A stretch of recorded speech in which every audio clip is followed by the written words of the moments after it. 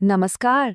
हमारे आसपास के विज्ञान की इस शानदार चर्चा में बहुत बहुत स्वागत है। चलिए बिना देरी किए सीधा मुद्दे पर आते हैं। आइए जरा सोचें, क्या वो बिल्कुल साधारण सी चीजें जो हर दिन हमारे आसपास होती हैं, सच में अपने अंदर गहरे वैज्ञानिक रहस्य छिपा सकती हैं? विज्ञान को अक्सर बड़ी बड़ी लैब्स और टेस्ट ट्यूब्स तक ही सीमित मान लिया जाता है, लेकिन सच्चाई तो ये है कि विज्ञान हमारे चारों तरफ है, बस उसे देखने का नजरिया चाहिए। विज्ञान सिर्फ किसी प्रयोगशाला की चार दीवारों में कैद नहीं है। ये हमारे भोजन में, घर की सिलाई मशीन में, यहाँ तक कि हवा में तैरते हुए धूल के छोटे छोटे कणों में भी बसा है। और हाँ, जीवन का सबसे बड़ा आधार जल यानी पानी, उसमें भी विज्ञान कूट कूट कर भरा है। तो आज इसी रोमांचक सफर पर निकलते हैं और दैनिक जीवन में छिपे इन अद्भुत वैज्ञानिक सिद्धांतों को एक एक करके डिकोड करते हैं। तो चलिए सबसे पहले बात करते हैं हमारे भोजन की। हमारी थाली में आखिर क्या क्या है? भोजन में मौजूद चीजों को अलग अलग क्यों किया जाता है? इसके पीछे बहुत ही पक्के वैज्ञानिक कारण हैं, जैसे चावल से कंकड़ निकालना ताकि अनुपयोगी चीजों को हटाया जा सके, या चाय की पत्ती को छानना। ये विज्ञान की पृथक्करण या सेपरेशन प्रक्रिया है। लेकिन सबसे दिलचस्प बात तो ये है कि इस भोजन को पकाने और पचाने में जल यानी पानी की सबसे बड़ी भूमिका होती है। पानी एक बेहतरीन विलायक है, एक शानदार सॉल्वेंट।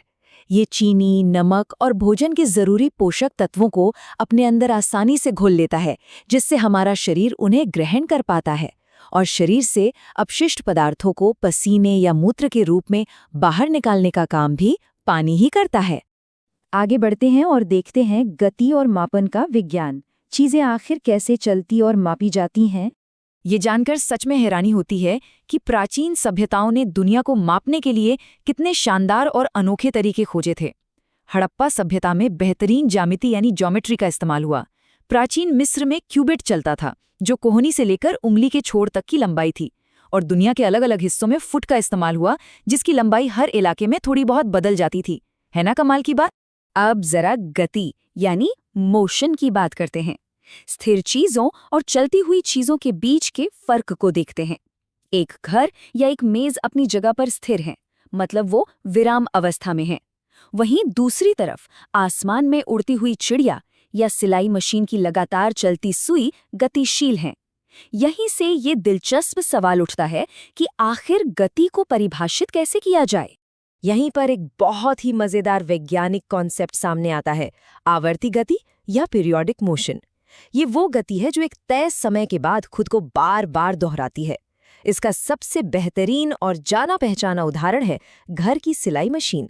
जब तक पहिया घूमता है, सुई एक ही रास्ते पर लगातार ऊपर नीचे होती रहती है, बिल्कुल एक ताल या रिदम की तरह। विज्ञान कितना गहरा हो सकता है? इसका एक और शानदार उदाहरण जमीन पर लुढ़कती हुई एक साधारण गेंद है।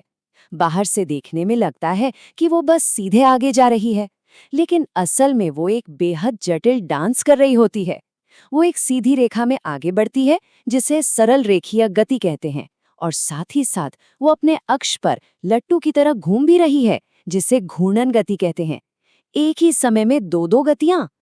चलिए अब बात करते हैं एक और अद्भुत दुनिया की, प्रकाश, छाया और परावर्तन के दृश्य। यहाँ एक बहुत ही दिलचस्प सवाल है। अगर तेज धूप में एक लाल गुलाब और एक पीला गुलाब रखा जाए, तो क्या उनकी परछाइयां भी अलग अलग रंगों की होंगी? क्या छाया का किसी वस्तु के रंग से कोई लेना देना होता है? इसका जवाब है बिल्कुल नहीं। वस्तु चाहे कितनी भी रंग बिरंगी क्यों न हो, उसकी छाया हमेशा गहरी या काली ही बनेगी। ऐसा इसलिए है क्योंकि छाया सिर्फ उस आकार को दिखाती है जिसने प्रकाश का रास्ता रोक दिया है। जहां प्रकाश रुका, वहां छाया बनी। इसके ठीक उलट शुद्ध जल यानी पानी एक पारदर्शी पदार्थ है। प्रकाश उसके आर पार आसानी से चला जाता है, इसलिए पानी की उस तरह की कोई गहरी छाया नहीं बनती।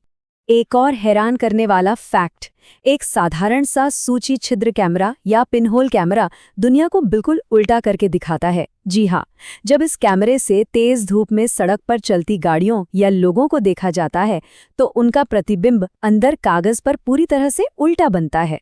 ये इस बात का जादुई सबूत है कि प्रकाश हमेशा एक सीधी रेखा में ही चलता है। प्रकाश के इस अनोखे सफर में एक और चमत्कार है, परावर्तन या रिफ्लेक्शन। एक दर्पण या शीशा टॉर्च की रोशनी को पकड़कर उसे अंधेरे कमरे में दूसरी तरफ उछाल सकता है। और क्या पता है, शांत जल की सतह भी बिल्कुल एक दर्पण की तरह ही काम करती है। तालाब का पानी पेड़ों और आसमान के प्रकाश को एकदम सटीक तरीके से परावर्तित कर देता है। ये कोई जादू नहीं, बल्कि प्रकाश के परावर्तन का पक्का वैज्ञानिक नियम है। चलिए, अब प्रकृति के विज्ञान और उसके छिपे हुए रहस्यों की ओर मुड़ते हैं। मिट्टी में रेंगते हुए केचुए की गति किसी चमत्कार से कम नहीं है। केचुआ मिट्टी पर फिसलने के लिए अपने शरीर से एक चिकना पदार्थ निकालता है। इसके शरीर में छोटे छोटे शूक या बालों जैसी आकृतियां होती हैं जो मिट्टी पर मजबूत पकड़ बनाती हैं। और सबसे अहम बात, केचुआ रास्ते की मिट्टी खाकर उसे उपजाऊ और भुरभुरा बनाता है। इसी भुरभुरे मिट्टी से बारिश का जल गहराई तक रिस पाता है, जिससे हमारा बहुमूल्य भौम जल या ग्राउंड वाटर रिचार्ज होता है। प्रकृति का कैसा शानदार संतुलन है। आप जरा इस दृश्य के बारे में सोचते हैं। एक अंधेरे कमरे में किसी छोटी सी झीरी से अंदर आती हुई धूप की पतली सी किरण। इस किरण में नाचते हुए छोटे छोटे कण साफ बताते हैं कि जिस हवा में हम सांस लेते हैं उसमें हमेशा धूल मौजूद है। और सिर्फ धूल ही नहीं, वाष्पन और वाष्पोत्सर्जन के कारण इसी हवा में जलवाष्प भी छिपी होती है। यही वाष्प ऊपर जाकर ठंडी होती है, संघनन या कंडेंसेशन से बादल बनती है और फिर बारिश के रूप में धरती पर वापस आती है। ये पूरा जल चक्र हमारे बिल्कुल आसपास ही तो चल रहा है। अंत में एक निरंतर सफर की बात करते हैं। हर दिन की जिंदगी रहस्यों और जवाबों का एक लगातार चलने वाला सफर है।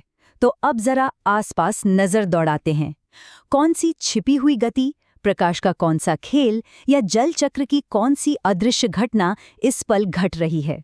रोजमर्रा के जीवन को जब इस नई वैज्ञानिक जिज्ञासा के चश्मे से देखा जाएगा तो हर दिन कुछ नया और हैरान करने वाला सामने आएगा।